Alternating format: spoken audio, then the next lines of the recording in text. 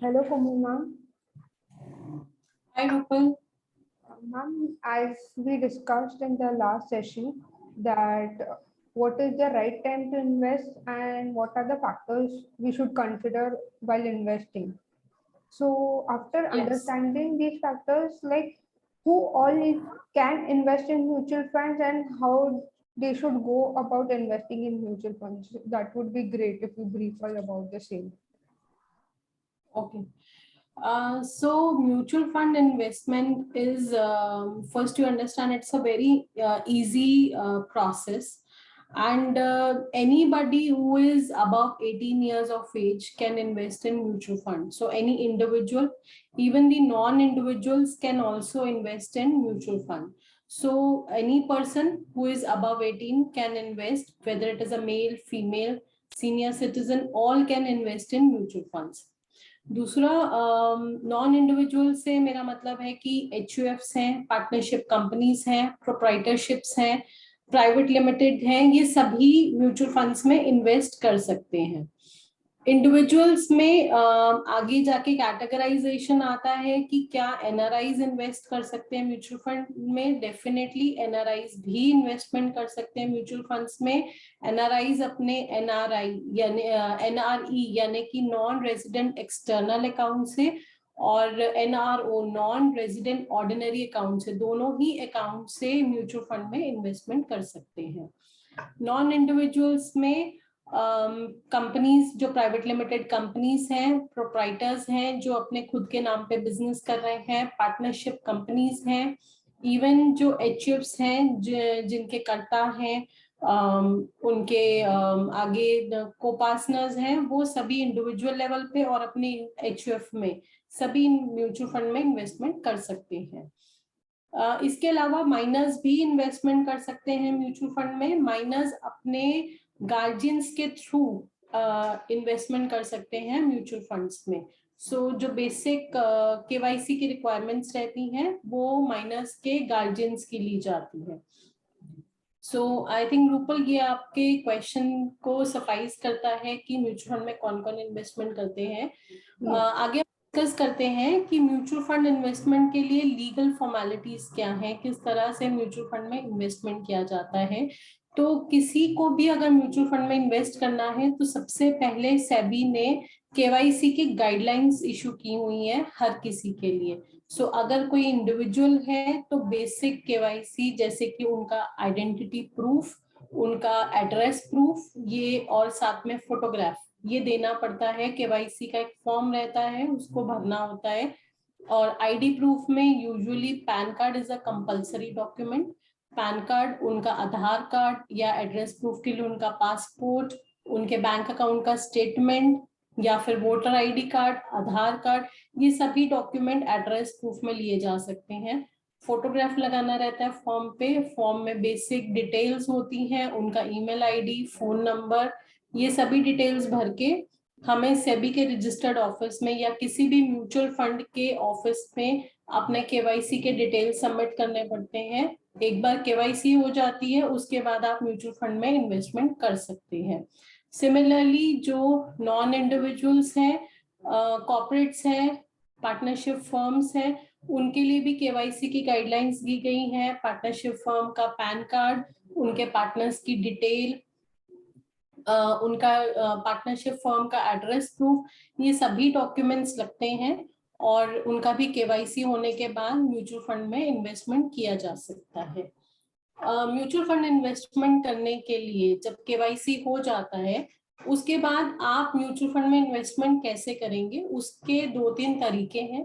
पहला तरीका है कि आप म्यूचुअल फंड का एप्लीकेशन फॉर्म भर के उसके साथ अपने बैंक अकाउंट का चेक, इन्वेस्टमेंट चेक या फिर बैंक का ड्राफ्ट बनवा के आप किसी भी म्यूचुअल फंड हाउस के ब्रांच ऑफिस में या उनके रजिस्टर्ड सर्विस सेंटर में फॉर्म को डिपॉजिट कर सकते हैं और आप म्यूचुअल फंड में इन्वेस्ट कर सकते हैं. दूसरा तरीका है ऑनलाइन. ऑनलाइन आप म्यूचुअल फंड्स की वेबसाइट्स पे जाके वहां पे भी एक सिमिलर फॉर्म होता है, एप्लीकेशन फॉर्म, उसको ऑनलाइन भर के उसके साथ इंटरनेट बैंकिंग से या फिर अपने डेबिट कार्ड के थ्रू आप म्यूचुअल फंड में इन्वेस्टमेंट कर सकते हैं। तीसरा तरीका होता है कि आप रजिस्टर्ड, जो एमफी के साथ रजिस्टर्ड डिस्ट्रीब्यूटर्स हैं, उनके थ्रू भी इन्वेस्टमेंट कर सकते हैं म्यूचुअल फंड में। अगर म्यूचुअल फंड में रजिस्टर्ड डिस्ट्रीब्यूटर की बात करें तो हमारा ही पोर्टल है thegainers.in, जिसकी वेबसाइट है www.thegainers.in, जिसमें आप म्यूचुअल फंड एडवाइस ले सकते हैं और म्यूचुअल फंड्स में इन्वेस्टमेंट भी कर सकते हैं। अगर आप गेनर्स की वेबसाइट चेक करेंगे तो गेनर्स में हम म्यूचुअल फंड इन्वेस्टमेंट के अलावा क्लाइंट की प्रॉपर फाइनेंशियल प्लानिंग करते हैं, जहां पे हम क्लाइंट के फाइनेंशियल गोल्स को अंडरस्टैंड करते हैं, उनके गोल्स के अकॉर्डिंगली क्लाइंट को इन्वेस्टमेंट एडवाइस देते हैं, उनकी जो ऑलरेडी इन्वेस्टमेंट चल रही होती है उसको हम रिव्यू करते हैं, और फ्यूचर में उनको किस तरह से इन्वेस्टमेंट करनी चाहिए ताकि उनके फाइनेंशियल गोल मीट हो सके, ये सभी चीजें अंडरस्टैंड करके क्लाइंट को प्रॉपर इन्वेस्टमेंट एडवाइस दी जाती है और साथ ही साथ में इन्वेस्टमेंट के लिए हेल्प की जाती है। जो गेनर्स है वो एक डिजिटल प्लेटफॉर्म है जहां पे हम नेशनल स्टॉक एक्सचेंज के साथ और बॉम्बे स्टॉक एक्सचेंज के साथ रजिस्टर्ड है।